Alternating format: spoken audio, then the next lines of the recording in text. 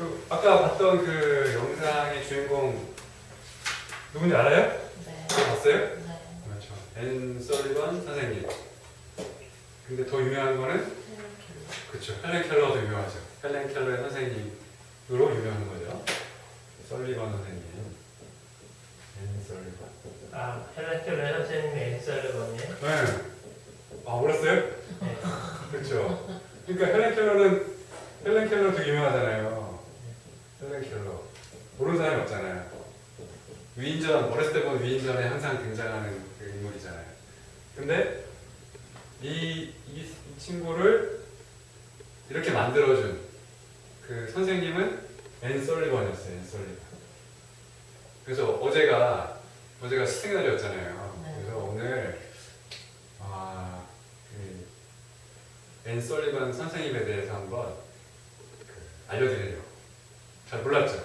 선생님 잘 몰랐는데 여기 아까 봤잖아요. 이 앤 설리번 이 선생님이 어렸을 때 보면 되게 불우한 그런 삶을 살았어요. 그러니까 아빠는 이제 알코올 중독, 그리고 엄마는 결핵을 앓아가지고 그 8살 때쯤에 어린 나이 때 엄마 돌아가신 거예요. 그러니까 아빠가 알코올 중독이니까 앤 설리번은 볼 수가 없잖아요, 애를. 그래서 남동생하고 같이 그 약간 빈민 그 보호소 같은 데다가 걔네를 맡긴 거예요. 근데 문제는 그 남동생도 엄마처럼 결핵에 걸렸었어요. 그래서 곧 그냥 죽어요. 들어갔다가. 그래서 이제 앤 설리번이 그 보호소에 고아처럼 혼자 남게 된 거예요. 그러니까 얼마나 그 좌절을 했겠어요. 힘들고.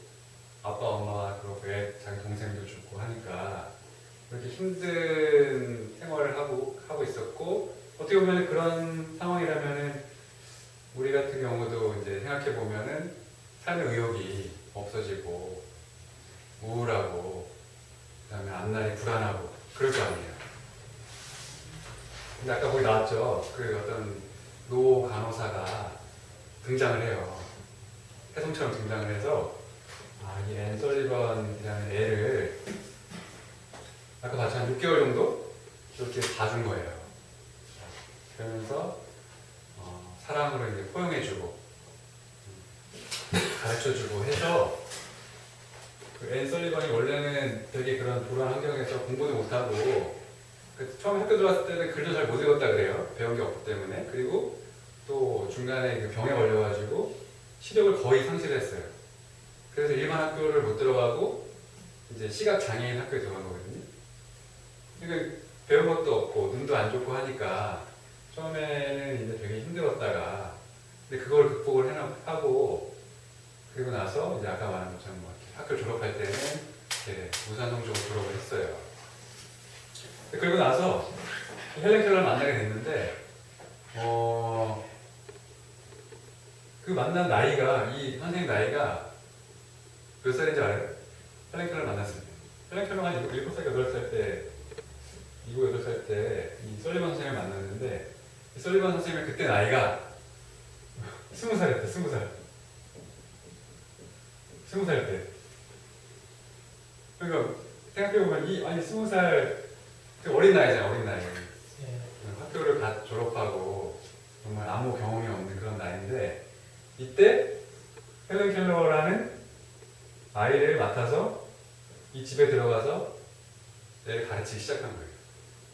근데 알겠다시피 헬렌 켈러는 보지도 못하고, 그죠? 듣지도 못하고, 듣지 못하니까 말도 못하고, 완전히 어떤 자기만의 그런 그 어둠 속에서 이렇게 7, 8년을 살아온 거잖아요.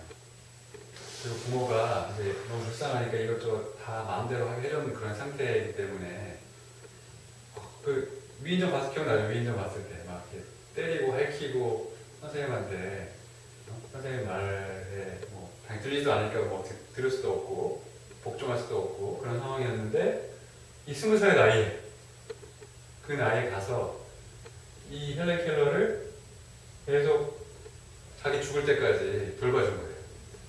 그게 한 50년 동안 그랬대요. 50년 동안. 50년을 헬렌 켈러 옆에서 계속적으로 헬렌 켈러를 도와준 거예요. 대단하지 않아요? 50년을. 20살에 와서 누군가를 50년간 돌봐준 거예요. 가르쳐주고. 이거 뭐, 돈 주고 하라고 하겠어요?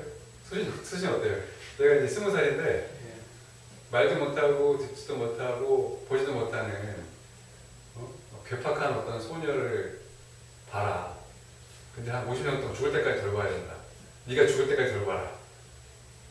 그럼 어떻게 하겠어요? 못할 것 같은데. 못할 것 같죠. 선생님도 못할 것 같아요. 물론 이제 그런 생각을 하진 않았겠죠. 처음에 50년 동안 죽을 때까지 생각을 하진 않았겠지만, 이것도 어떻게 되게 대단한 거죠. 20살 나이에, 우리 20살, 지금 꽃다운 나이잖아요. 정말 하고 싶은 거 많고, 즐겁게 살고 싶은 나이에, 물론 여러 가지 여건이 있었겠지만, 어쨌든 이런 일을 맡아라. 그럼 이제 생각해보면 20살 때 이제 친구도 못 만날 거 아니에요. 그 집에 들어가서 상주를 해야 되니까. 애만 돌봐야 되니까. 또 자기 어떠한 예를 들면 자기 직업도 하고 싶은 일도 못 할 거고. 근데 이 앤 설리번 선생님은 그걸 무릅쓰고 했다는 거죠. 뭔가 대단한 분은 맞아요. 그죠? 그리고 그 일을 50년 가까이, 50년 동안 자기가 더 이상 이제 헬렌 켈러를 돌보지 못할 때까지 옆에서 지켜주고 있었다는 거예요. 이게 선생님 잘 몰랐는데 이걸 정말 이렇게 이 얘기 듣고 나니까 이게 보통 분이 아니라는 생각이 드는 거예요. 근데 그 동기가 아까 잠깐 나왔지만 자기가 힘들었을 때, 자기가 정말 힘들어서 삶을 포기하고 싶을 그 순간에 나타난 그 자기의 선생님, 아까 말한 그 노 간호사가 자기를 정말 이렇게 사랑으로 대해줬기 때문에 자기도 누군가에게 그런 사랑을 다시 베풀어주고 싶었다. 그런 얘기들이 나와요. 어때요? 정말 아름답죠? 네. 그런데 아름다운데 나보고 하라 그러면은 쉽지 않을 것 같아요. 그래요. 그래서 정말 우리가 이렇게 살라는 게 아니라 이런 모습을 보고 한번 좀 우리가 배워보자는 거죠. 나를 한번 돌아보고 나는 어떻게 살고 있나. 그리고 좋은 모습이 있다면, 그리고 좋은 모습 중에서 내가 당장 지금 할 수 있는 게 있다면 같이 한번 해보는 거예요. 그래서 이 위인 앤 설리번이 대단한 얘기가 아니라 내가 되는데, 근데 우리가 존경하는 이런 사람들의 모습을 보고 나도 한번 배울 점이 있다면 배워보자. 이런 마음이 이제 중요한 거거든요. 자, 그래서 그 밑에 보면 이제 설리번 선생님이 한 말이 있어요. 되게 감동적인 말을 했어요. 한번 그 첫 번째 단락을 써니가 한번 읽어볼까요? 시작하고 실패하는 것을 계속하라. 실패할 때마다 무엇인가 성취할 것이다. 내가 원하는 것을 성취하지 못할지라도 무엇인가 가치 있는 것을 얻게 되리라. 네. 설리번 선생님이 한 말이에요, 이게. 헬렌 켈러는 워낙 유명해서 뒤에 보면 이제 명언들이 많은데, 설리번 선생님은 유명하진 않았잖아요, 이렇게. 그래서 찾아보니까 명언이 몇 개 없긴 하지만은 정말 이렇게 결정적인 명언을 하나 남겨주셨어요. 시작하고 실패하는 것을 계속하라. 처음부터 다르죠. 우리 생각하면 어때요? 시작하면은 성공하는 걸 계속해야 되잖아요. 내가 뭔가 예를 들어 선생님 같은 경우에 요즘에 달리기를 하고 있는데 달리기 시작했으니까 계속 내가 매일매일 쉬지 않고 달려서 뭔가를 이루어야 되는 거를 계속 해야 되잖아요. 그런 생각이 들잖아요, 우리가. 그런데 이 앤 설리번 선생님은 그렇게 얘기하지 않았어요. 시작하고 실패하는 것을 계속해라. 근데 왜 그러냐면 실패할 때마다 무엇인가를 성취할 것이다. 실패를 통해서 무언가를 배울 수 있다는 거죠. 이 설리번 선생님도 아마 그랬을 거예요. 헬렌 켈러를 돌보면서 얼마나 짜증 났겠어요. 20살 애가 자기보다 어린 애를 이제 말도 못하고 보지도 못한 애를 가지고 가르치려니까 뭔가 그 어떤 교육 스킬도 있었을 것 같지 않고 하니까 얼마나 힘들었겠어. 이렇게 저렇게 해보고 하다가 안 되고 이렇게 반복됐을 거 아니에요. 그죠? 그러면서도 이 서울반 선생은 거기서 뭔가를 이제 배운 거죠. 이렇게 하면은 이건 좀 맞지 않구나. 이렇게 하니까 잘 못 알아듣는구나. 근데 이렇게 하니까 알아듣네? 그게 그런 일화가 있었죠. 이렇게 수도가 가서 물을 이렇게 틀어주면서 그 물을 손을 딱 대게 하면서요. 사장님들한테. 그러면서 다른 쪽 손에다가 이렇게 물이라고 손으로 이렇게 막 이렇게 써준 거. 손바닥에다가. 네. 그렇죠. 그런 거 기억나죠? 그러니까 이런저런 시도를 하다가 결국 그걸 했다는 거죠. 처음부터 앤 설리번이 20살짜리가 막 그걸 알고 이렇게 하면 될 거야 라고 한 게 아니라 이렇게도 해보고 저렇게도 해보고 때리기도 해보고 달래기도 해보고 하다가 이렇게 됐다는 거예요. 그래서 내가 원하는 것은 성취하지 못하더라도 무엇인가 가치 있는 것을 얻게 돼야. 그렇죠. 이게 정말 중요한 말이에요. 내가 뭔가를 했을 때, 뭔가를 목표를 삼고 어떤 일을 했을 때, 우리 생각이 그렇잖아요. 내가 목표한 바를 이루어야, 성공했다. 그리고 그래야 내가 행복할 수 있다. 이렇게 생각하는데, 사실은 살아보면서 어때요? 살아보니까 내가 목표한 바를 이룰 때가 더 많아요? 아니면 내가 목표한 바, 내가 원하는 바를 이루지 못할 때가 더 많아요? 분명히 어때요? 못할 때가 많아요. 그쵸, 못할 때가 훨씬 많죠? 선생님 같은 경우도 생각해보면 못할 때가 훨씬 많은 것 같아요. 지금도 달리기를 맨날 한다 놓고서 지금 한 일주일 쉬었다 어제 5일 만에 처음 다시 뛰었어요. 근데 그러면서 그러면서 하는 말이 저거를 해보는데 잘 안 돼요. 내가 목표한 바를 지금까지 하면서 목표한 걸 이루려고 했는데 계속 성공을 못하고 실패를 했어요. 그러다 보니까 내가 이제 다음번에 뭔가를 하려고 할 때 실패할까 봐 겁이 나요. 그래서 못하겠어요. 네. 이런 말들을 많이 한단 말이에요. 그런데 그렇지가 않은 거예요. 실패를 하면서 우리는 많은 것을 배워왔어요. 이미. 많은 걸 얻어왔어요. 네. 근데 문제는 내가 그 많은 걸 배워왔음에도 불구하고 내가 처음에 원했던 그 목표에 도달하지 못했기 때문에 실패라고 규정을 하는 거예요. 스스로가. 이미 많은 것을 이 목표를 향해 가면서 많은 것을 얻어왔는데 이 과정을 통해서 많은 경험을 했고 많은 사람들을 만났고 많은 거를 얻어왔는데 여기만 바라보다 보니까 내가 지금까지 했던 그런 것들이 다 의미가 없다고 단정을 하고 그러면서 목표를 내가 못했기 때문에 내가 너무 힘든 거야 라고 생각하는 거예요. 그렇지 않다는 거죠. 우리가 이렇게 마음껏 알아오면서 뭔가 다른 사람들처럼 뭔가 살지 못한다고 하면서 괴롭잖아요. 내가 뭐의 목표는 그거잖아요. 내가 다른 사람들처럼 괴롭지 않고 편안하게 어떤 일이 닥쳤을 때 잘 해내고 이런 걸 원하는데 실제로 그렇지 않으니까 나는 계속 뭔가 실패한 인생인 것 같고 그런 생각을 하다 보니까 우울하고 불안하고 이제 그런 상황 속에 있다 보니까 오히려 더 일을 못하게 되고 그런 상황이 이제 반복되고 있다는 거죠. 근데 중요한 건 그거라는 거예요. 이 목표가 내가 세운 목표 이게 중요한 게 아니라 이걸 세워놓고 하는 그 과정 이 과정에서 이미 우리는 많은 것을 얻고 있다는 거예요. 근데 단지 내가 세운 목표에 도달하지 못할 뿐이에요. 근데 내가 이 과정을 충실히 하면 이 목표에 도달하지 못할지라도 다른 그 목표를 이룰 수가 있는 거죠. 또 다른 목표. 내가 미처 생각하지 못했던 그런 목표들. 자, 그래서 설리번 선생님께서 이제 이런 말씀을 하신 거예요.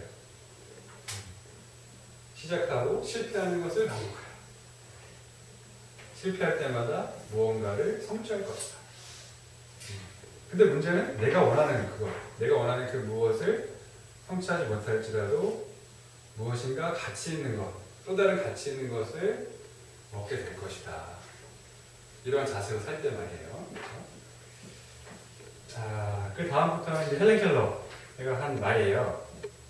이것도 한번 우리 마음을 다스리는데 아주 좋은 말들이 남겼어요. 헬렌 켈러가 얼마나 괴롭겠어요. 상상할 수 없을 만큼 괴로웠을 것 같아요. 우리 뭐 손가락 하나만 잘 못 써도 괴로운데 보지도 못하고 듣지도 못하는 헬렌 켈러가 얼마나 힘들었겠어요. 네. 근데 이 헬렌 켈러는 그 나이 되게 오래 살았어요. 80살 넘게 살았다고 그래요. 그러니까 그만큼 마음을 다스리고 그렇게 잘 살아왔다는 거예요. 자, 이 헬렌 켈러가 남긴 말을 한번 읽어볼게요. 수신이가 꼭 밑에 한번 읽어볼까요? 어떤 기적이 일어나 내가 사흘 동안 볼 수 있게 된다면 먼저 어린 시절 내게 다가와 바깥 세상을 활짝 열어 보여주신 사랑하는 앤 설리번 선생님의 얼굴을 오랫동안 바라보고 싶습니다. 선생님의 얼굴 윤곽만 보고 기억하는 데 그치지 않고 그것을 꼼꼼히 연구해서 나 같은 사람을 가르치는 참으로 어려운 일을 부드러운 동정심과 인내심으로 극복해낸 생생한 증거를 찾아낼 겁니다. 네, 그렇죠. 헬렌 켈러가 나중에 이제 한 얘기예요. 내가 사흘 동안만 볼 수 있다면. 그래서 이 말에 벌써 이렇게 우리 마음이 촉촉해지고 반성이 돼요. 우리는 매일 보고 있잖아요. 밖을 볼 수 있잖아요. 네. 근데 우리 헬렌 켈러는 평생을 못 보다가 단 사흘만 내가 볼 수 있다고 했을 때 뭘 할 수 있을까라고 했을 때 한 얘기가 이 얘기예요. 설리만 선생님의 얼굴을 오랫동안 바라보고 싶다는 거예요. 그렇죠. 우리 생각에는 어때요? 내가 계속 못 보다가 세상을 볼 수 있게 됐어. 그러면은 뭐 하고 싶어요? 써니는 뭐 하고 싶어요? 내가 눈을 못 뜨고 있었어. 아무것도 볼 수 없다가 어느 날 신이 기적을 준 거야. 3일 동안만 내가 너 눈을 뜨게 해줄게. 세상에 보고 싶었던 거 보고. 그렇죠. 그렇죠. 당연한 그런 것이죠. 근데 그 세상 것뿐만이 아니고 이 헬렌 켈러는 이 선생님을 보고 싶다는 거예요. 나를 이렇게 만들어준.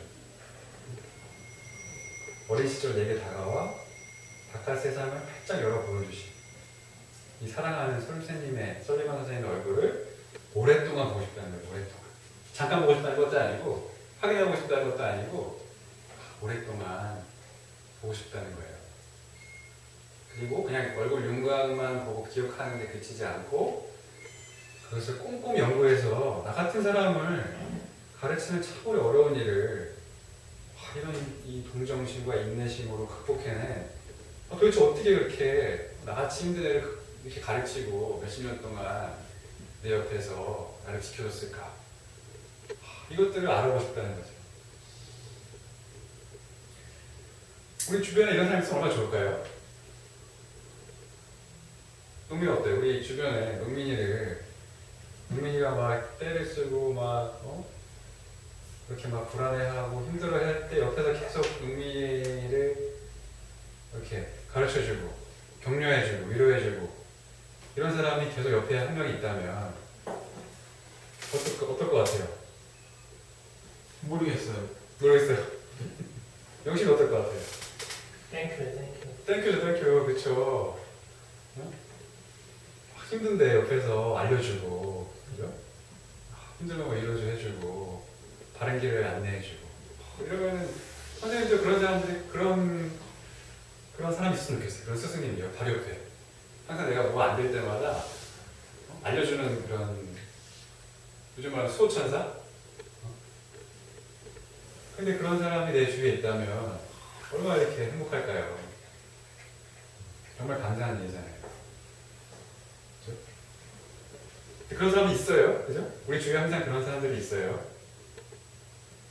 우리 지금까지 내가 만나왔던 선생님들, 수많은 선생님들, 그리고 그 전에 나를 계속 길러준, 사랑으로 길러준 우리 부모님. 그렇죠. 우리는 항상 그 사람이 바뀔 뿐이지 항상 주위에 누군가가 수호천사가 돼서 나를 도와주고 있었어요. 근데 이게 둘러보지 않으면 잘 몰라요. 아, 나는 왜 이런 사람이 없지? 나한테도 이런 사람이 있으면 좋을 텐데. 근데 이미 우리 주위에는 이런 사람들이 넘쳐나고 있었어요. 그렇죠. 우리가 이제 그리고 이제 하나 더 생각해보는 거예요. 아, 이런 사람 있으면 좋을 것 같은데 그 앤 설리반 선생님처럼 우리가 주변 사람한테 누군가에게 이렇게 위로를 해주고 격려를 해주고 도움을 줄 수 있다면 그 받는 사람 얼마나 좋겠어요. 그렇죠? 그래서 우리도 한번 우리 앤 설리반 선생님까지 못하겠지만 주변에 있는 사람들이 힘들 때 다가가서 바른 길을 제시해주고 사랑으로 포용해주고 말 한마디, 따뜻한 말 한마디 해주고 이렇게 한번 해보는 거예요. 오늘부터. 자, 그 다음 문제는 동민이 한번 해볼까요? 세상에서 가장 아름답고 소중한 것은 보이거나 만져지지 않습니다. 단지 가슴으로만 느낄 수 있습니다. 네, 그렇죠.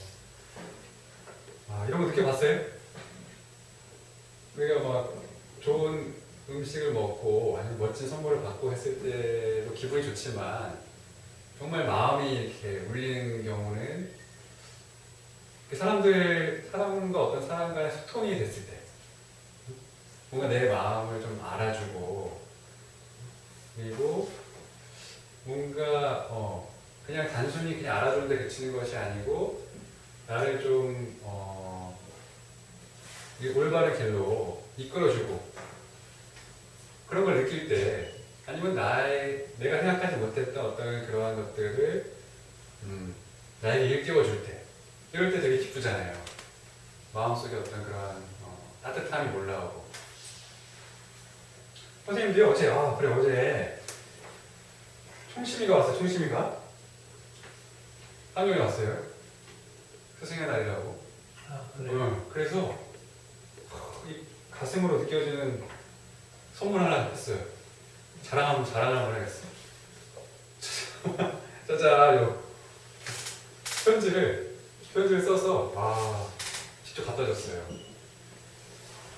근데 이걸 딱 받으니까 벌써 읽기도 전에 가슴이 이렇게 따뜻해지면서 그러면서도 한편으로는 좀 약간 부끄럽고 내가 이제 이걸 받을 자격이 있나. 그래도 어쨌든 받았어요. 글씨를 이렇게 써서 한번 읽어볼까요? 네. 청심이한테 허락 안 받고 읽겠습니다. 자, 이거 한번 읽어볼게요. 내가 읽으면 안 될 것 같아. 썰가 한번 읽어주세요. 내가 듣기에는 좀 약간 남사스러우니까. 존경하는 명덕 선생님께 제가 선생님을 처음 뵌 것은 작년 이맘때쯤이었습니다. 스승의 날이라고 미약한 선물을 건네는 제게 황 원장님께 드려야지 나에게 뭘 이런 걸 주느냐고 말씀하시던 기억이 생생합니다. 하지만 제가 스승님으로 모시기로 작정했다면 저의 스승님이 아니시겠습니까? 그때도 지금도 앞으로도 저의 스승님이십니다. 선생님 말씀을 제 식대로 해석하며 발전이 더뎠습니다. 아무래도 삼근기는 못되는 제자인가 봅니다. 부족한 만큼 평생 공부하겠습니다. 감사합니다. 사랑합니다. 2015년 5월 15일 청심하지 않은 청심이 올린. 감동을 받았어요 제가. 중간에 이거 무슨 말인지 모르겠어요. 근데 상근기 이게 무슨 말인지 모르겠는데 어쨌든 그래서 가슴으로 느껴졌어요. 우리 총신군의 마음이 끓였어. 자, 그래요. 그래서 세상에서 가장 아름답고 소중한 것은 보이거나 만져지지 않습니다. 가슴으로 느껴지는 것입니다. 이런 말을 했어요. 자, 그리고 그 다음 문제는 우리 명심이가 읽어볼까요? 인간의 성격은 평안한 생활 속에서는 발전할 수 없습니다. 실험과 고생을 통해서 인간의 정신은 단련되고 또한 어떤 일을 똑똑히 판단할 수 있는 힘이 길러지며 더욱 큰 야망을 품고 그것을 성공시킬 수 있는 것입니다. 네, 그렇죠. 그죠. 편안하면 우리 그래서 헝그리 정신이라 헝그리 정신. 헝그리 정신이 없으면은 발전이 없어요. 그죠. 선생님 예전에 한참 당구 칠 때 헝그리 담아래요. 헝그리 담아. 들어봤어요? 헝그리 담아. 담아는 그 공의 그 일본식 표현이에요. 네. 그래서 헝그리 담아. 그래서 일부러 돈을 안 가져가는 거예요. 지갑을 놓고 가. 왜냐면 그런 또 안에 돈을 낼 돈이 없다. 우리 그 당구를 치면은 지면은 게임을 내거든요. 근데 그 헝그리 정신을 치기 위해서 일부러 돈을 안 가져가는 거예요. 나 지면 내 낼 돈이 없다. 그러니까 내가 무조건 이겨야 돼. 그게 이제 헝그리 담아거든요. 그래서 선생님이 그 정신으로 되게 많이 이겼어요. 되게 많이. 네. 그 얘기를 하는 거예요. 내 편안한, 내 돈이 많아. 저도 괜찮아. 그러면은 이길 수가 있겠어요? 잘 안 된단 말이에요. 이렇게 뭔가 스스로를 약간 그런 헝그리한 그런 상태로 빠뜨려야 우리가 뭔가를 하게 돼. 근데 그런 얘기가 또 있는데 뭐냐면 우리 선배님이 한 분 계시는데 한의사분이신데 고등학교 선배예요. 고등학교 선배. 그래서 어느 날 가서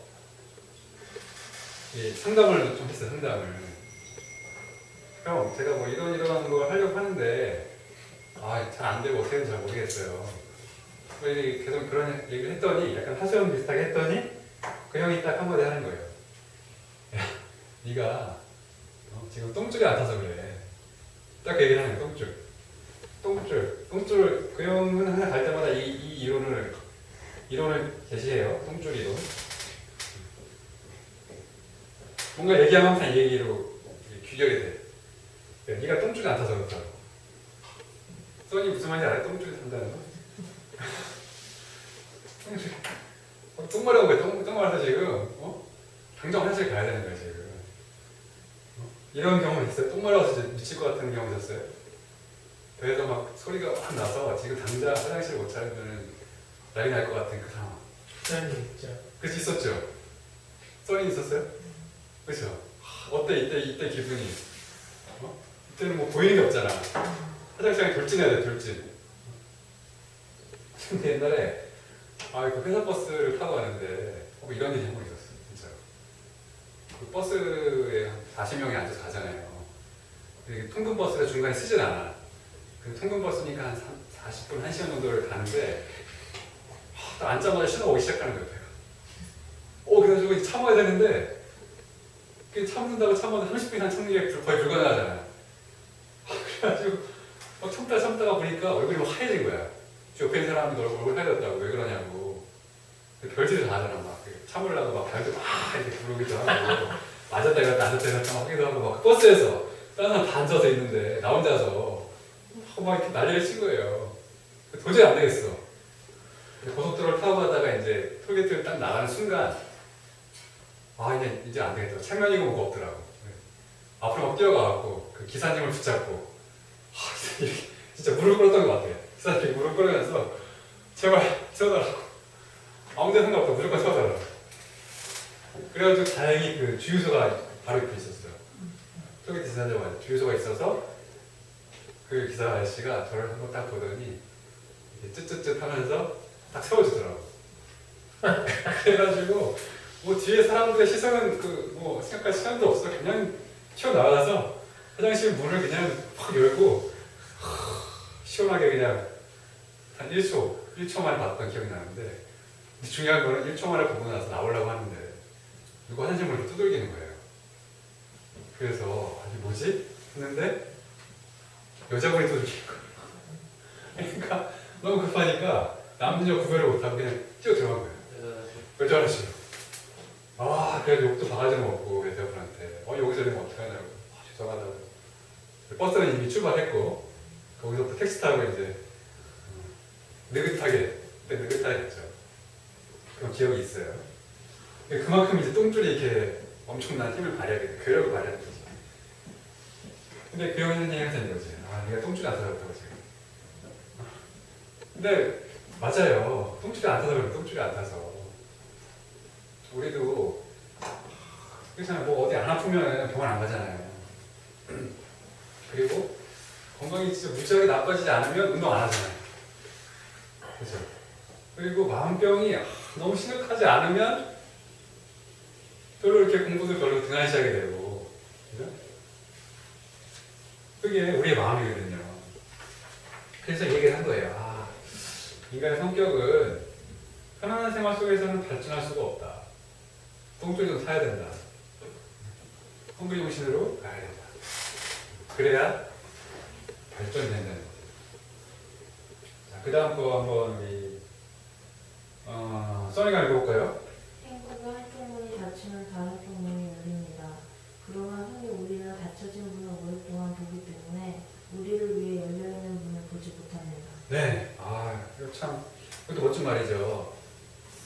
행복의 한쪽 문이 닫히면 다른 쪽 문이 열립니다.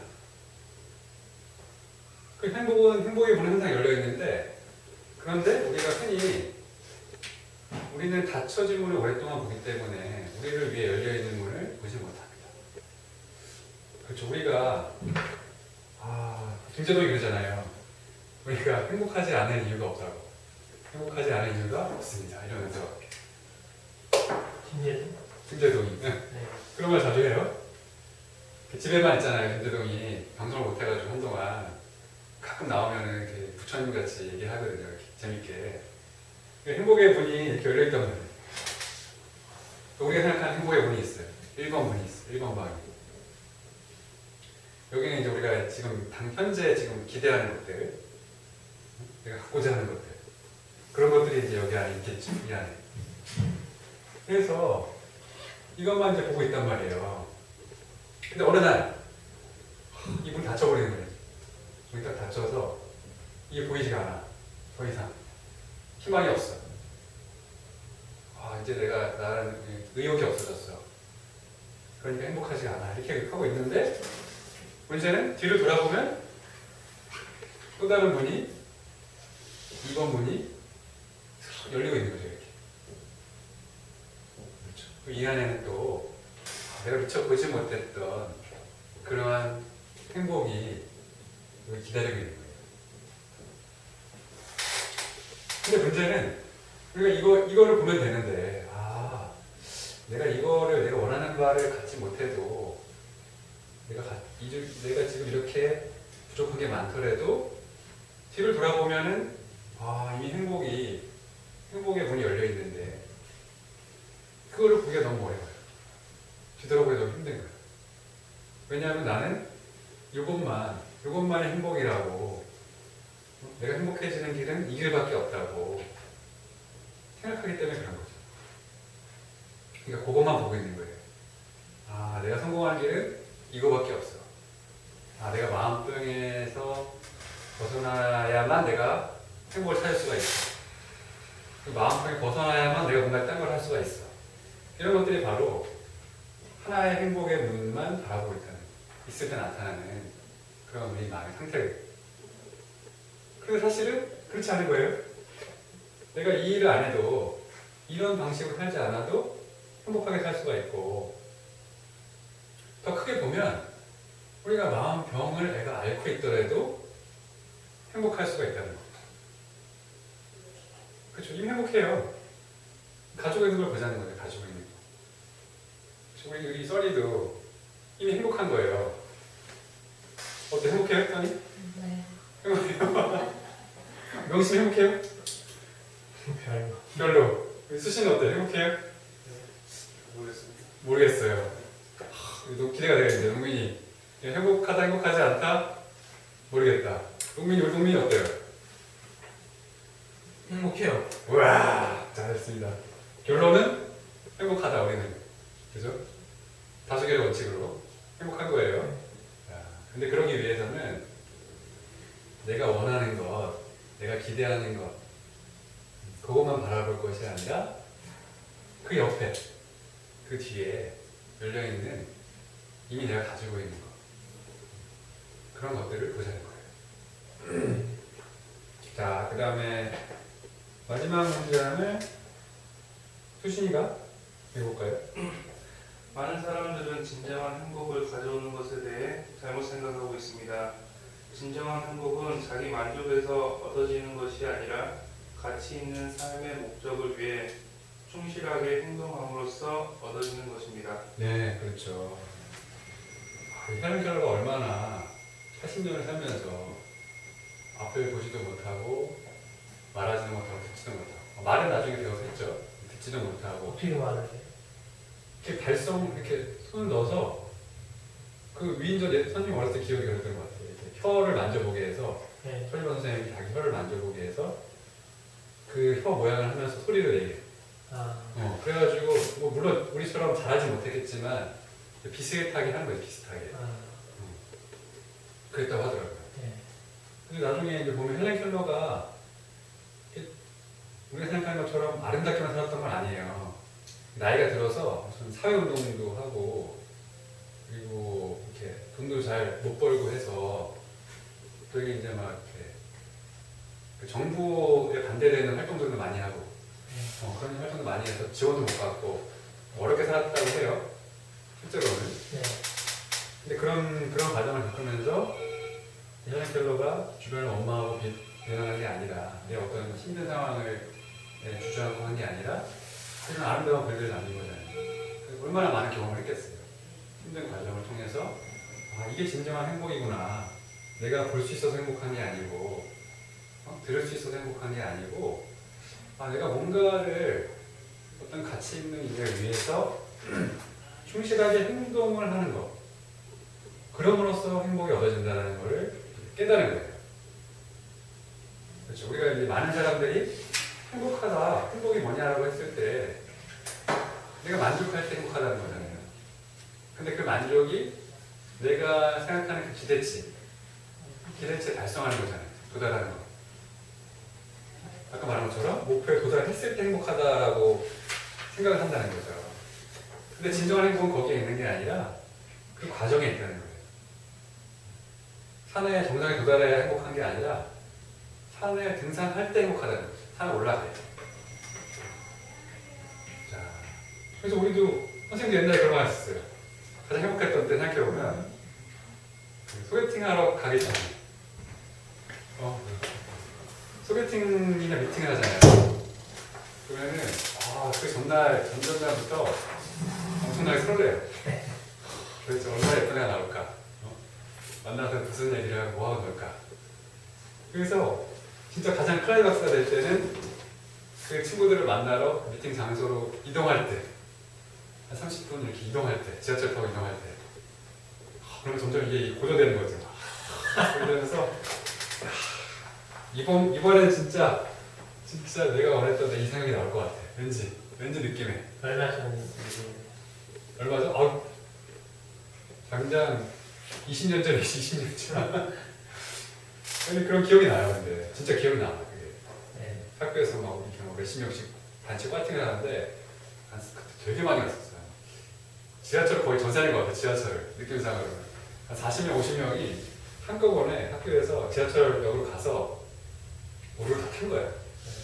같은 좀 이렇게 친한 애들끼리 모여 탔는데 지하철 칸이 10칸 있잖아. 그러면 이제 거기에 각 무리별로 막 타갖고 진짜 요즘에 중고생 소풍 갈 때 막 지네끼리 막 떠드는 것처럼 우리끼리만 이제 분석을 하는 거지. 이번에 무슨 과에 어떤 상향이 나오니까 분명히 확률적으로 예쁜 애가 있을 거다. 그래서 그 테이블을 혼자만 하는 그런 작전도 세우고 그러면서 이제 막 고조가 되는 거거든요. 너무 즐겁잖아요. 그 생각하는 게. 그리고 또 앉아 있으면서 애들이 올 때까지 또 희한하게 여자들이 또 늦게 오잖아 이게. 우리가 남자애들 먼저 가 있잖아. 그럼 그 기다리는 순간이 너무 즐겁고 행복하고 아 진짜 잊을 수가 없어요. 근데 문제는 이제 그 다음 상황이지. 그 다음 상황. 막상 그 목표를 달성했을 때, 그 오늘의 주인공들 등장했을 때, 그때는 행복해야 될 것 같은데 더 이상 행복하지 않더라고요. 그때는 희한하게. 그렇죠? 왜냐면 내 기대했던 바가 충족이 안 됐기 때문에 그런 거죠. 내 주제는 파악하지 못하고 소위 말하는 옛날에 대해서요. 이런 표현을 썼어요. 퀸카? 이런 말 요즘 쓰나? 퀸카? 퀸카? 이런 말 써요? 요즘에? 네. 써요? 네. 이 퀸카가 나오기를 내 주제는 나는 퀸카가 아니면서 난 퀸카가 아닌데 퀸카가 나오기를 기대하다가 그 기대한 목표가 달성이 안 되니까 불행해졌어. 그 순간 불행해진 거야. 근데 과연 불행한 거냐 이거죠. 오늘 배웠어요. 아 이거 불행한 게 아니다. 진정한 행복은 그 과정 속에 있었던 거야. 여러분들도 그런 거예요. 마음병이 해결이 돼야 행복한 게 아니고 이 마음병을 치료하면서 이 나가는 과정 있죠. 여기에 진정한 행복이 있는 거예요. 자, 그래요. 이제 지난 시간에 이어서 맹자 양형평에 계속 나가볼게요. 자, 한번 누구 차례죠? 농민이. 이거 한번 읽어볼까요? 제나라 소망이 맹자에게 질문했다. 제나라 환공과 진나라 문공의 일을 말해주실 수 있습니까? 맹자가 대답했다. 공자를 따르는 제자들 중에는 환공과 문공에 대해서는 가르치는 사람이 없었습니다. 이 때문에 후세에 그런 가르침이 전해진 것이 없습니다. 그래서 친히 듣지 못했습니다만 굳이 말하라면 왕도일 것입니다. 네. 야, 농민이 진짜 멋있어요. 목소리가. 정말 그 왕 앞에서 얘기하는 신하 같아요. 야, 그렇지 않아요? 근데 이제 그런 거예요. 제나라 선왕이 왕이 맹자한테 이제 질문을 한 거예요. 제가 예전에 선생님 그 제나라 사람인 황공 그리고 진나라 사람인 문공에 대해서 알고 있는데 그 일에 대해서 좀 말해줄 수 있냐. 근데 이제 제나라 황공, 진나라 문공이 어떤 사람들이냐면 그 춘추 시대 때 패권을 차지했죠. 그러니까 주변 나라를 정복해서 큰 나라를 이루었던 그러한 사람들이에요. 그런 왕들인데 이제 제나라에 있는 선왕, 이 왕이 이제 자기들이 되고 싶은 거지. 그러니까 다른 나라들을 점령해서 내가 현재 이 시대에 패권을 차지하고 싶다. 그래서 그 일에 대해서 말해달라고 하니까 맹자가 약간 이제 주저한 거죠. 공자의 제자들은 황공이나 문공에 대해서 가르치는 사람이 없었다. 그래서 후세에 가르침이 없는데 그래도 이제 굳이 내가 이제 대답을 원한다면 왕도라고 할 수 있을 것이다. 라고 약간 이렇게 말했어요. 그러니까 이제 공자나 맹자는 좀 더 그 인해 정치를 하는 거잖아요.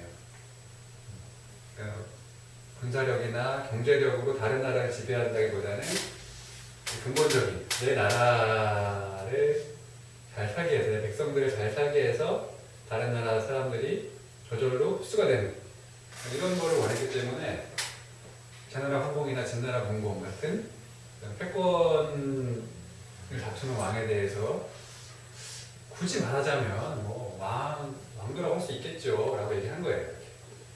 자, 그래서 제나라 선왕이 더 물었어요. 영심이가 한번 해볼까요? 제 사람이 묻기를 법이 어떻게 해야 왕노릇을 할 수 있겠습니까? 공자 말하기를 백성을 보호하며 왕노릇을 하면 누구도 능히 그를 막지 못합니다. 제 사람이 말하기를 과인 같은 사람도 백성을 보호할 수 있겠습니까? 문제 말하기를 반영합니다. 네, 그렇죠. 제선왕이 더 물었어요. 이제 맹자는 덕을 얘기했잖아요. 그러니까 덕이 어떠해야 왕노릇을 할 수 있겠습니까?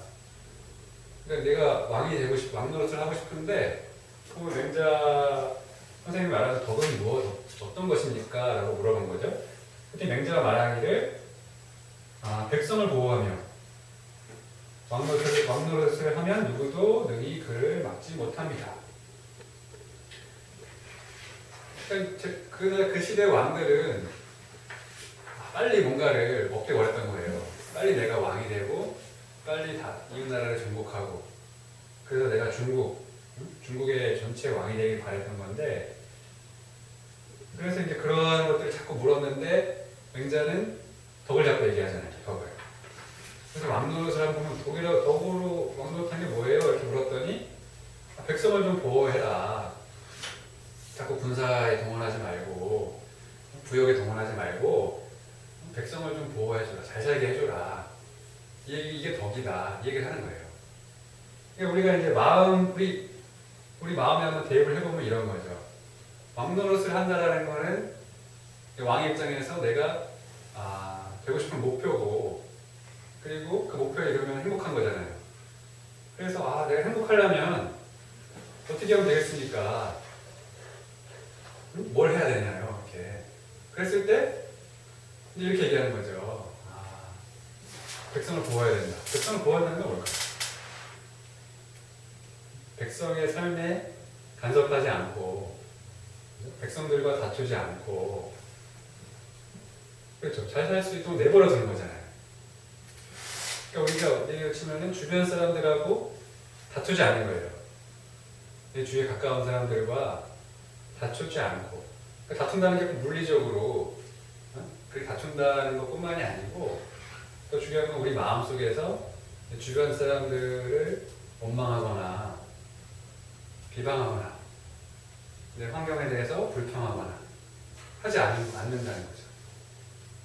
그러면 내가 왕노릇을 할 수가 있는 거예요. 그렇죠. 우리가 싸워서 굴복을 시키고 지배를 해야 왕노릇을 할 것 같은데 맹자는 반대로 얘기합니다. 내가 덕을 쌓고 그러니까 다른 사람과 싸우지 않고 다른 사람을 비난하지 않고 다른 사람에 대해서 단정하지 않고 원망 비방하지 않으면 오히려 내가 왕이 된다는 거예요. 그렇죠. 실제로 그런 거죠. 내가 싸우는 사람들, 주변에 싸우는 사람들을 보면은 되게 힘들어요. 그 사람은. 주변에 친구가 없고 자기 자리가 더 좁아진다는 거죠. 결국 힘든 사람은 본인이거든요. 근데 오히려 주변 사람들한테 베풀고 자기 삶을 즐겁게 사는 사람들이 있으면 보면은 사람들이 모이죠. 그 사람 주변으로. 네. 그게 왕이잖아요. 왕이 뭐겠어요? 주변에 사람들이 나한테 모이는 거. 그게 왕이니까. 우리가 살 때 그렇게 조급하게 당장 눈앞에 어떤 내 욕심을 채우기 위해서 주변 사람들과 다투게 되면 오히려 내가 그 사람들의 왕이 되는 것이 아니라 신하가 된다는 거예요. 자, 그래. 그 다음에 하나가 그 다음 거 한번 읽어볼까요? 제선하니 물었다. 어떻게 내가 백성을 보호할 수 있다는 것을 아십니까? 맹자 대답하기를 신이 이런 이야기를 들었습니다. 후울이 말했습니다. 왕께서 당상에 앉아있는데 아래에 소를 끌고 지나가는 사람이 있었습니다. 그러자 그것을 보고 소를 어디로 데려가느냐고 묻자 이 소를 잡아 세중의 피를 바르고 제사하려 합니다. 라고 했습니다. 왕께서 그러지 말고 소를 내버려 두어라. 나는 그 소가 벌벌 떨면서 죄 없이 사지로 가는 것을 참아 못 보겠다라고 하자 그럼 종의 피 바르는 제사를 폐지할까요? 라고 물었습니다. 그러자 왕께서 어찌 그런 제사를 폐지하겠는가 다만 양을 소 대신 잡아 사용하라 했다 합니다. 잘 모르겠는데 그런 일이 있었습니까? 제선왕이 대답하기를 그런 일이 있었습니다. 맹자 말하기를 그런 마음이면 왕노릇 하기에 충분합니다. 백성들은 모두 왕께서 소가 아까워 그렇게 했다고 하지만 신은 왕께서 차마 불쌍한 것을 보지 못해 그랬다고 굳게 생각하고 있습니다. 네, 그렇죠. 제선왕이 또 물었어요. 그럼 백성을 보호한다라고 했는데 그럼 내가 백성을 보호할 수 있다는 걸 어떻게 아십니까? 근데 그 백성들을 보호할 수 있겠습니까? 그렇게 물었더니 맹자가 개선왕의 일화를 하나 이제 들어준 거죠. 그 왕께서 예전에 이렇게 자리에 앉아 있는데 그 앞에 소를 끌고 가는 사람이 있었다는 거예요. 그래서 아, 이거 소를 어디로 데려가는 거냐 그랬더니 그 사람이 말하기를 그 종을 새로 만들었는데 옛날에 그런 의식들이 많았잖아요. 의식, 제사 뭐 이런 것들이. 그 종을 이렇게 새로운 종을 하나 만들었는데 이 종에 대해서 우리가 무슨 뭐 새로운 가게 오픈하면은 막 굿하고 뭐 그런 거 하잖아요. 뭐라 그러지? 맞나요? 굿이라고 해요? 하여튼 그 떡 이렇게 쌓아놓고 제사? 고사? 고사. 제사. 고사 지낸다. 제사는 큰일 나지.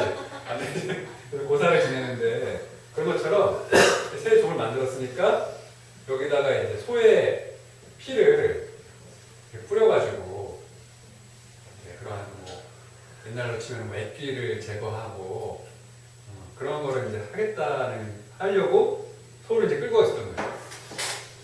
그 얘기를 듣고 나니까 소를 봤는데 왕이 보니까 소가 우리 동물들도 그런 거 알잖아요. 자기 죽을 때 안다 그러더라고요. 이렇게 눈이 막 이렇게 글썽글썽하고 막 벌벌 떨고 그 모습을 보고 나서 아 이거 죄 없이 사지로 가는 것을 참 못 보겠다. 내가 볼 수 없구나. 라고 한마디 딱 한 거예요. 그 사람한테. 그럼 이제 그 사람이 그냥 알아서 하면 되는데 이 사람이 이제 물어본 거죠. 저한테. 아니 그러면 그 제사 이거 지내는 거 하지 말까요? 폐지할까 이런 제도를? 딱 되물은 거예요. 선생님 생각이 그거 같아요. 왕이 이제 거기까지 생각 못했던 거예요. 갑자기 기습 질문이 들어오니까 미처 생각 못했으니까 아니야 뭐 그런 것까지 있어? 그건 좀 너무 심한 거 아니야? 이렇게 얘기를 한 거지. 대답을 한 거야. 그랬더니 또 이 사람이 또 물어본 거지. 아니 그러면 어떻게 할까 어떻게?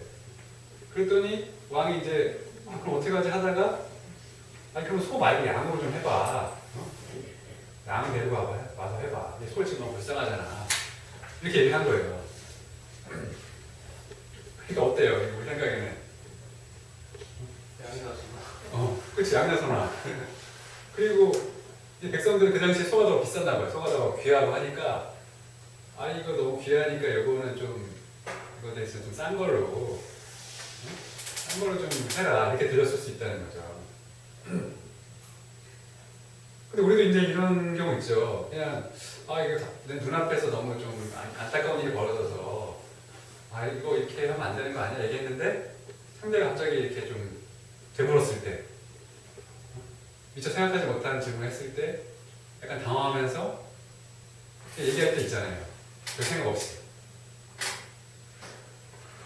그래서 이렇게 이 왕의 본심은 사실 그게 아닌데 너무 불쌍해 보이니까 이거 좀 어떻게 좀 해봐라 얘기를 한 건데 계속 이렇게 되묻다 보니까 이제 이렇게 대답을 한 거예요.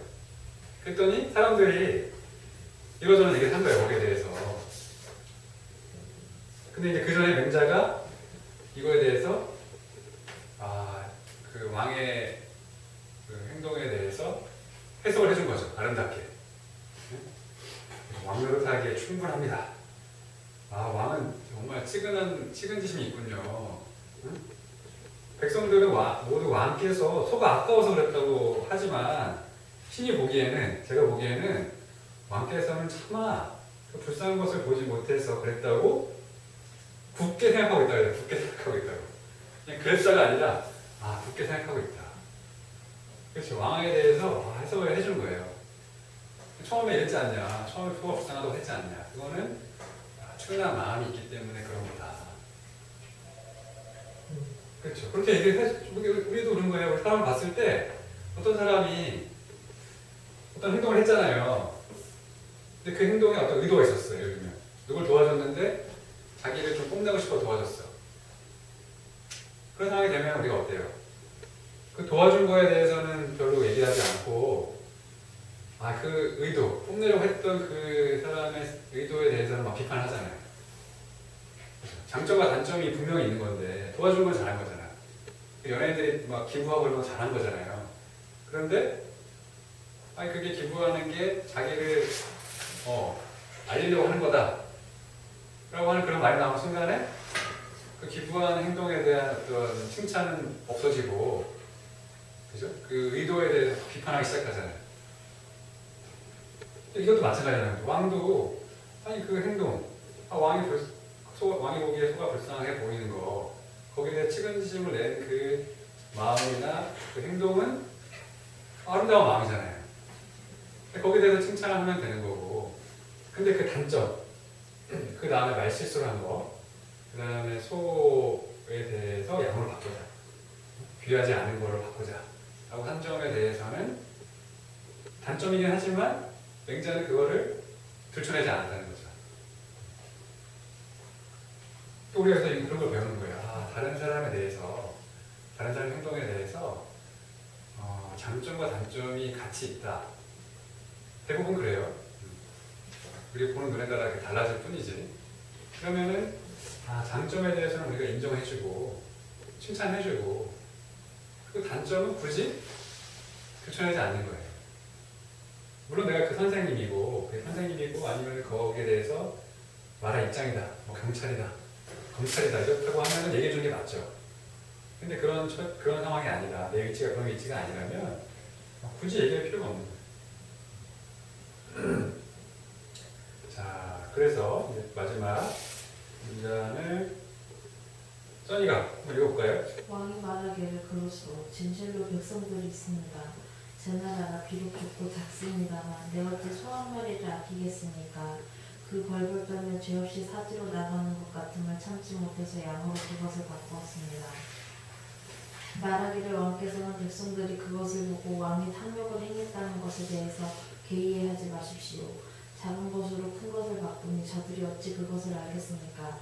왕께서 만약 그 죄 없이 사지로 나아감을 가엾어했다면 어찌 소와 양을 가려 선택했을까요? 왕이 웃으며 말했다. 이것이 진실로 어떤 마음일까요? 내가 그 재물을 아낀 것이 아니나 양으로서 그것을 바꾸었습니다. 백성이 내가 아낀다고 말하니 마땅합니다. 말하기를 상심하지 마세요. 이것이 곧 어찜의 방법입니다. 소는 보았고 양은 못 보았습니다.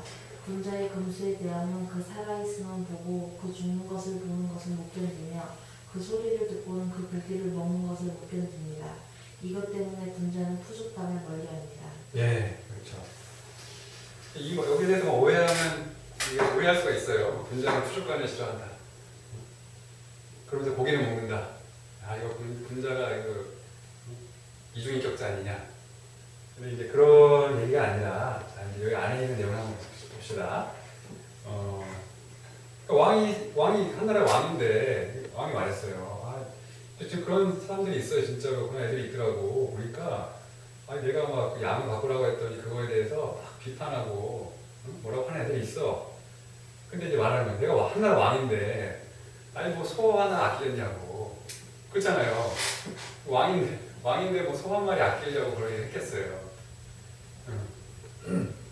그런데 그 순간에 그런 측은한 마음이 들어서 양으로 그것을 바꾸었습니다. 이렇게 얘기를 한 거예요, 왕이. 맞잖아요, 그죠? 왕이 뭐가 아쉬운 게 있다고. 소 한 마리 때문에 그랬어. 근데 이제 맹자가 이거 잘 보세요. 맹자가 한 말. 맹자가 이런 거예요. 말하기를 왕께서는 백성들이 그것을 보고 왕이 탐욕을 행했다는 것에 대해서 회의하지 마십시오.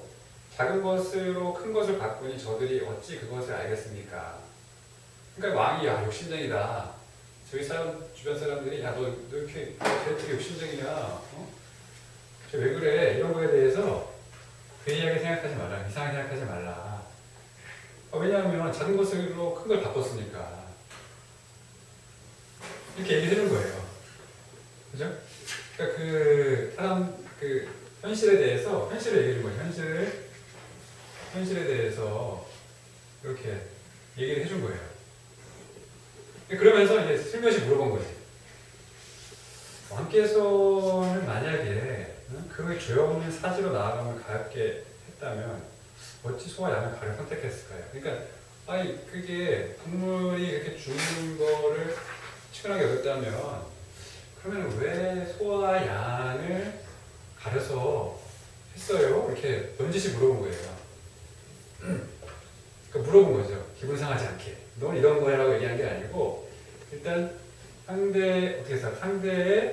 장점을 인정해주고, 상대의 장점을 인정을 해주고, 그 다음에 현실은 이렇다라고 얘기를 한 다음에 네 생각은 어때?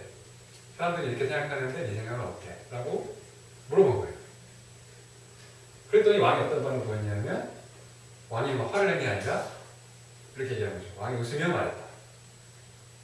아, 이게 진실로 어떤 마음일까요? 나도 잘 모르겠다는 거예요. 근데 그 당시에 왜 그렇게 얘기했는지. 내가 그 재물을 아낀 건 아닌데 어떻게 하다 보니까 양을 그거 바꿨어요. 그 백성이 내가 아낀다고 내가 욕심낸다고 말하는 게 마땅하네요 라고 인정한 거예요. 스스로의 잘못을. 이거 보면은 맹자가 그 다른 사람을 대할 때 본받을 점이 있는 거예요. 우리가 참고할 점이 있는 거예요. 우리 보통 어때요? 상대의 단점이 딱 보이면 일단 그 단점부터 파고들잖아, 집요하게. 야, 너 그거 그러면 안 되는 거야. 네가 이랬다는 거 아니야? 그 얘기하잖아요. 네가 야 그거 양으로 소를 싼 양으로 바꿨으니까 사람들이 그렇게 생각하는 거 아니야. 네가 잘못한 거야. 이렇게 얘기하잖아요. 근데 맹자는 그러지 않다는 거죠. 그렇게 바꾼 거는 원래 네 마음에 왕의 마음에 측은한 마음이 있었고, 그런데 현실을 봤을 때는 사람들이 좀 그거에 대해서 이런 이유로 이렇게 얘기를 하는데 어떻게 생각하냐 라고 물어보는 거죠. 부드럽게. 그랬더니 그러면 상대방이 인정을 하는 거죠. 인정 안 할 수가 없잖아. 나도 모르겠다. 웃으면서 내가 왜 그랬지? 생각해보니까 그러면 안 되는 거였네. 어때? 이런 게 어때? 자연스럽잖아요. 내가 강제로 그 사람을 변화시키고 그 사람한테 뭔가 충고하는 게 중요한 게 아니라 그 사람에게 한번 생각할 기회를 주는 거. 상대로 하여금 생각할 기회를 주고, 그리고 나도 한번 생각해보고, 대신에 단점을 들춰내는 것이 아니라 장점을 얘기해주고, 이런 것들이 내가 왕이 되기 위한, 내가 행복하게 살기 위한 가장 좋은 방법이라는 거예요. 그래서 이거 말한 것이 이게 상심하지 마시고 이것이 곧 거짓의 방법이다. 이게 바로 인이다. 소는 모았고 양은 못 보았습니다. 이걸 보면 이게 무슨 말이냐면 가까이에 있는 사람이 아파요. 내 주위에 가족이 아파. 그러면은 멀리 어떤 네팔에 지진이 나서 사람들이 많이 죽고 했잖아요. 네. 그러면은 그냥 딱 그 순간에 가족이 아픈 순간에는 어때요? 가족 아픈 게 더 우선이잖아요. 네팔에 물론 많은 사람들이 다치고 힘들고 했지만 중요한 거는 가까운 쪽에 시선이 가는 게 자연스러운 거잖아요. 그렇죠. 그러니까 가까운 쪽부터 굉장히 중요한 건 이거라는 거죠. 가까운 것부터 해보자는 거예요. 가까운 쪽부터. 내가 전체를 세계 평화를 위한다고 하지만 내 능력의 한계가 있고 내 에너지 한계가 있는데 모든 사람을 내가 다 골고루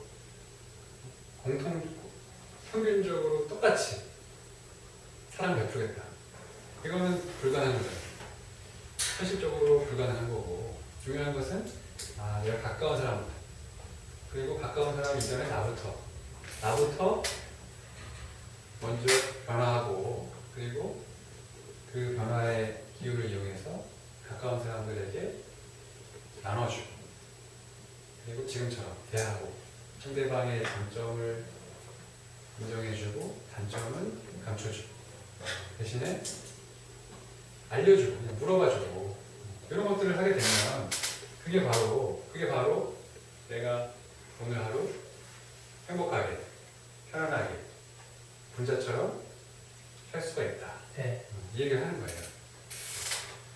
가까운 쪽부터 해보는 거예요. 그리고 우리 바로 옆에 사람들부터 해보는 거예요. 단점이 보일 때 그 단점을 얘기하는 것이 아니고, 장점, 그 사람의 장점, 그 사람이 그런 행동을 했을 때의 본래 마음은 무엇일까? 이런 걸 한번 헤아려보고 그거를 얘기해주고, 있을까요? 네. 자, 오늘 이제 강의는 여기서 마치고 소감 한 마디씩 들어볼게요. 써니 한마디 해볼게요. 남의 단점을 들춰내고 비난하지 말고 내일을 충실히 하고 내적 설계를 잘해야 했습니다. 네, 그렇습니다. 박수 한번 칠게요. 남의 단점을 들춰내지 않고. 또 중요한 것은 내 단점이 있죠. 내 단점을 계속 들춰낼 필요는 없어요. 그래서 내 단점도 내가 받아들이고, 그러니까 처음에 말한 것처럼 썰리번 선생님이 그랬죠. 썰리번 선생님이 뭐라 했죠? 첫 번째 나왔던 실패하고 시작하는 걸 계속하고. 그렇죠. 응. 시작하고 실패하라고 그걸 반복하라고. 인정하고 내 단점을 인정하고 계속 나아가는 거예요. 그럼 수신이 꼭 원하는 목표가 이루어지지 않았더라도 계속 시도하다 보면 이 보시면 가치 있는 것을 얻게 되니까 너무 그 목표에만 집착하지 않아야 되겠습니다. 네, 그렇죠. 박수. 선생님도 예전에 그 얘기를 듣고 그러니까 지금 여기 이 헬렌 켈러도 이렇게 얘기했지만 예전에 선생님이 공부할 때도 이 얘기를 들었었거든요. 황원장님한테 그의 내가 노력을 하면 그의 내가 원하는 목표를 이루지 못할 때에도 그에 상응하는 그런 거를 얻을 수 있다라고 했던 그 말이 듣고 되게 마음이 되게 편해졌어요. 그 기억이 나요. 우리가 목표만 내가 원하는 거 당장 내가 뭘 해야 된다는 그거에만 집착하다 보면은 오히려 마음이 더 무거워지고 힘들고 한데 내가 그냥 그 목표를 향해서 가다 보면 꼭 그 목표가 아니더라도 그에 상응하는 오히려 그보다 더 큰 무언가를 얻게 된다는 거예요. 실제로 그런 것 같아요. 살아보니까. 자, 그래요. 은민이 한번 얘기해볼까요? 네, 메토클리하고 포기하지 말아야 했습니다. 그렇죠. 박수. 포기하지 않는 거. 포기하지 않는 게 투예요. 자, 우리 은민이, 저기 명심이. 네, 저는 병에 집착하고 마음병에 집착하고 자꾸 내 속으로 불안이 들어와서 분열을 일으키는데 그러지 말고 자꾸 다른 사람한테 이야기를 한다거나 혼자 얘기를 한다거나 그렇게 그 테레를 봤는데 어떤 스님이 그러시죠. 내 안에 어떤 불안이 또 올라오는구나. 그걸 이름을 붙여가지고 지랄이 또 올라오네. 해가지고 그걸 관찰하고 자기와 동일시하지 말라고. 그렇게 저를 사랑하는 방법을 저는 잘 모르겠거든요. 저를 그러니까 생각을 해도 스트레스에서 머물고 발전적으로 이렇게 좀 나아가지 못하거든요. 그렇죠. 근데 저를 사랑하는 방법을 몰라서 그러는 것 같은데 어렸을 때 저희 이모가 그렇게 책을 하나 줬는데 나를 사랑하기라는 책을 읽었거든요. 그때 잘 읽어봤으면 나를 사랑하는 방법을 많이 알았으면 좋겠습니다. 그래요. 박수 한번 치세요. 나를 사랑하는 거. 나부터. 가까운 거. 나부터 이제 시작을 하는 거예요. 네.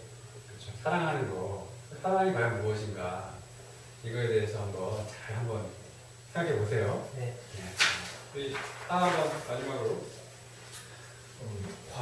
과정 속에서 더 많은 것을 느낄 수 있고 배울 수 있는데 너무 결과만 보고 있는 건 아닌가 싶어요. 그리고 그 말이 그냥 과정을 보라는 게 그냥 현대를 설라는 말 같아요. 그래서 현재 내게 주어진 어떤 상황에도 잘 받아들일 수 있어야 되겠습니다. 네, 박수. 그렇습니다. 네. 그렇죠. 현실에 집중하는 거. 그리고 그 과정을 즐기는 거. 이게 다예요. 이렇게 살면은 나를 사랑하게 되는 거고, 이렇게 살면은 마음병에서 이렇게 되는 거예요. 자, 강의 마치겠습니다.